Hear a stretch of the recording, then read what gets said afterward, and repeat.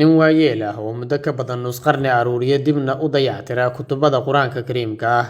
si aan ugu dagalno muuqaalkan walaal waxaan ka codsanaynaa inaad like saarto muuqaalkan share gareyso si saaxiibo badan u gaaro sidoo kalena aad ku soo biirto page-kan Cabdikariim cali aadan mahadsanid badan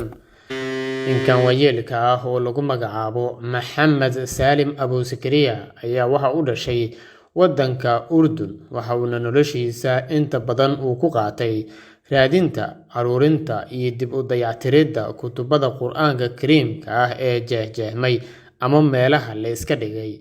Maxamed Saalim ayaa waxa uu ku safraa caasimadda wadanka Urdun iyo guud ahaanba gobolada dalkaasi isagoo ka raadinaya kutubada jeexjeexan ama baalasha kitaabka quraanka kariimka ah ka jarmay isagoo soo aruurinaya kadibna keenaya gurigiisa iyo goob uu ugu talagalay si uu dib ugu sameeyo si mar kale loo akhristo. Inta badan waxa uu ka raadiyaa kitaabada jeexjeexan masaajidda, dugsiyada ama malcamadaha quraanka kariimka ah lagu barto iyo guud ahaanba goobaha lagu cibaadeysto.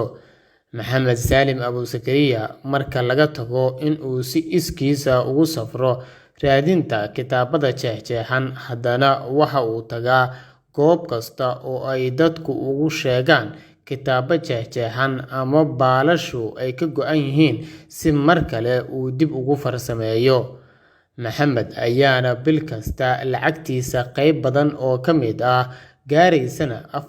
$420 Mareykanka ku bixiya raadinta kutubada duugoobay ama jeexjeexmay iyo dib u dayactiridooda isagoo bil waliba waqtigiisa ugu badan ku bixiya raadinta kitaabada duugoobay ama jeexjeexmay si uu mar kale dib ugu farsameeyo.